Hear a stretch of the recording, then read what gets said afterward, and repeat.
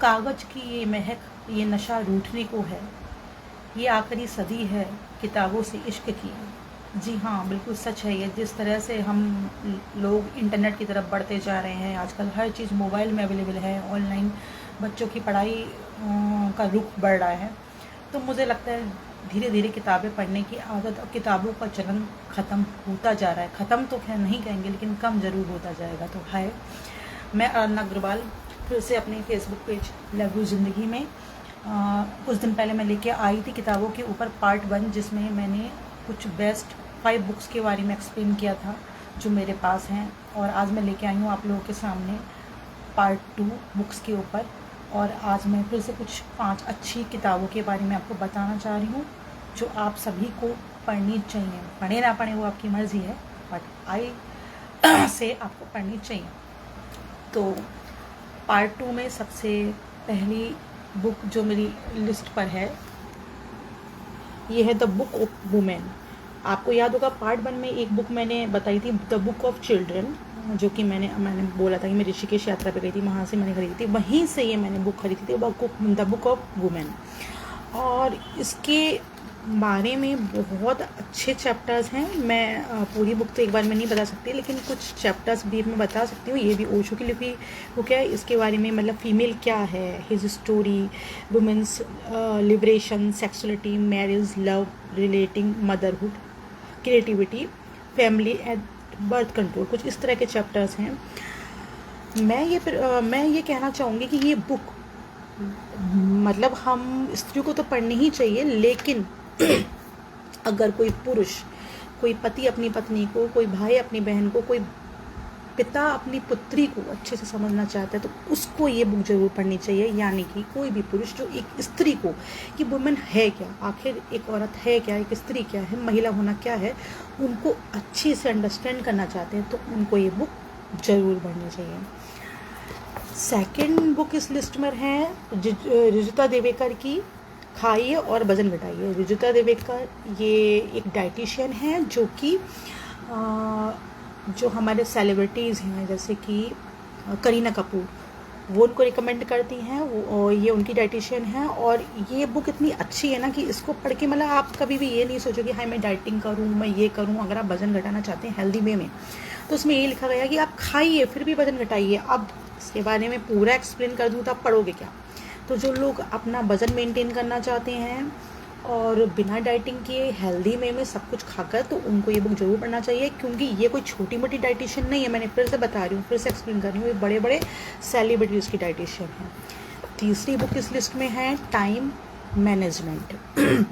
इसके राइटर हैं सुधीर दीक्षित। इसमें बताया गया है कि समय के सर्वश्रेष्ठ उपयोग के 30 सिद्धांत, मतलब आप टाइम मैनेजमेंट कैसे कर सकते हैं, इसके ऊपर 30 चैप्टर्स हैं इसमें। जैसे कि फॉर एग्जांपल समय की लॉग बुक रखें, या फिर एक बहुत ही बढ़िया चैप्टर मुझे इसमें लगा था, यात्रा के समय का अधिकतम उपयोग करें। जैसे अगर आप कोई यात्रा कर रहे हो, कोई ट्रैवल कर रहे हो, कार में, गाड़ी में, ट्रेन में, बस में, कहीं, तो उस समय का यूज कैसे करें, ये इस तरह के चैप्टर्स इसमें बहुत बढ़िया चैप्टर्स हैं। अपने प्राइम टाइम में काम करें। हर किसी का प्राइम टाइम कहते हैं ना, अलग अलग होता है। कोई नाइट में बहुत एनर्जेटिक फील करता है, कोई मॉर्निंग पर्सन होता है। तो इस तरह के कुछ चैप्टर हैं। ये वैसे तो सभी के लिए यूजफुल है, लेकिन ये बुक वर्किंग लोगों के लिए और स्पेशली स्टूडेंट्स के लिए बहुत ही यूजफुल बुक है ये। और ये देख के आप समझ ही गए होंगे, मेरी काफ़ी पुरानी बुक है।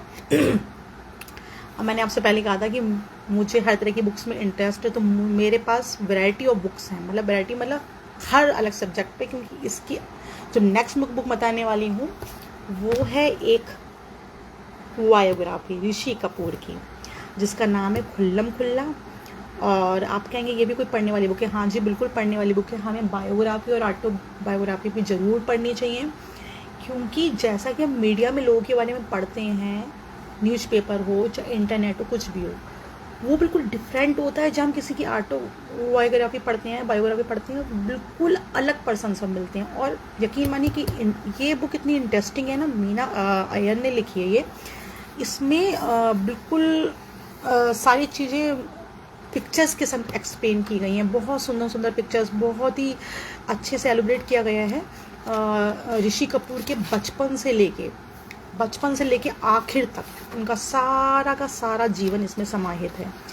अब मैं यहाँ पे किसी को मतलब फॉलो नहीं कर रही हूँ, किसी की फ़ैन नहीं हूँ कि मैं ऋषि कपूर की बहुत बड़ी फ़ैन हूँ तो मैं उनको सपोर्ट कर रही हूँ, ऐसा कुछ नहीं है। मैंने कहा ना, आप किसी को पसंद करते हैं या नहीं करते हैं, लेकिन आपको बायोग्राफीज़ और ऑटोबायोग्राफीज़ ज़रूर रीड करनी चाहिए, क्योंकि हर इंसान के कई व्यक्तित्व होते हैं, एक वो जो हम सामने देखते हैं, एक वो जो असल में अंदर कुछ और होता है। और लास्ट एंड 5 बुक है आज की, जीवन का लक्ष्य है, जिसको लिखा है श्री कृपालु जी महाराज ने। श्री कृपालु जी महाराज को आप सभी जानते होंगे, मुझे एक्सप्लेन करने की ज़रूरत नहीं है, जो नहीं जानते हो तो कमेंट करके पूछ लें। ये उन लोग के लिए अच्छी बुक है जो थोड़े से स्पिरिचुअल टाइप के हैं, मेरी तरह। मुझे थोड़ा सा अध्यात्म में रुचि है, स्पिरिचुअलिटी में बहुत इंटरेस्ट है मेरा, तो इसमें कुछ इस तरह के चैप्टर हैं जैसे कि मनुष्य का लक्ष्य क्या है, मतलब कि अगर हम मनुष्य जीवन लेते हैं तो असल में हमारा लक्ष्य क्या है। यमराज के संग वार्तालाप, ये वाला चैप्टर बहुत ही इंटरेस्टिंग है अगर आप ये बुक पढ़ेंगे। सुख की खोज और भगवान में मन का अनुराग, इस तरह के कुछ इसमें चैप्टर्स हैं। ये बुक अभी मैंने पूरी नहीं पढ़ी है, इसको मैंने अभी आधा ही पढ़ पाई हूँ। थोड़ा थोड़ा पढ़ती हूँ मैं बुक को, एक बार में पूरी कोई बुक नहीं पढ़ती, मैं बोर हो जाती हूँ। तो ये स्पिरिचुअल लोगों के लिए बुक बहुत बढ़िया बुक है।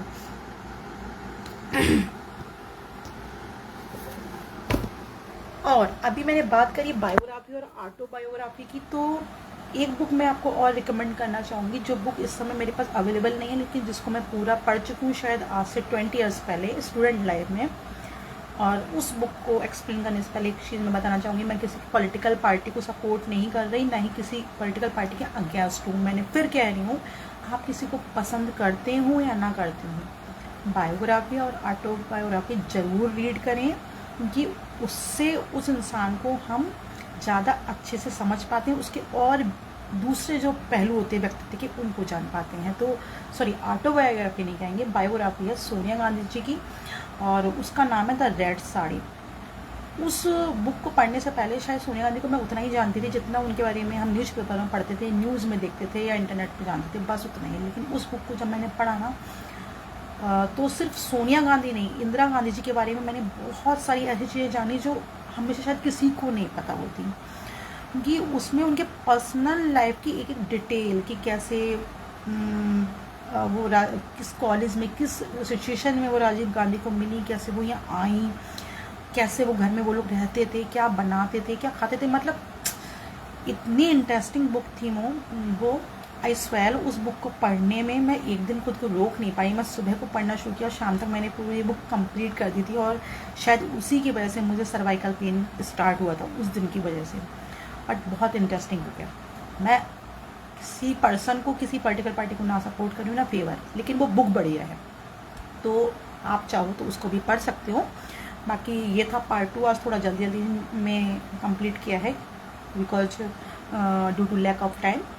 लेकिन प्लीज़ आप लोग कमेंट करके ज़रूर बताया करो कि ये जो बुक सीरीज़ में लेके आ रही हूँ वो आपको कैसा लग रहा है, उसमें आप लोग उससे कुछ सीख पा रहे हो या नहीं सीख पा रहे हो, या जो पार्ट 1 में लेके आई थी उसमें से किसी ने कोई पढ़ी, ली या नहीं ली, कुछ तो कमेंट करके बताया करो यार, ताकि मुझे भी मोटिवेशन मिले आगे की जो मैं सीरीज़ लेके आऊँ और बढ़िया से लेके आऊँ। Okay, good bye everyone, have a good day.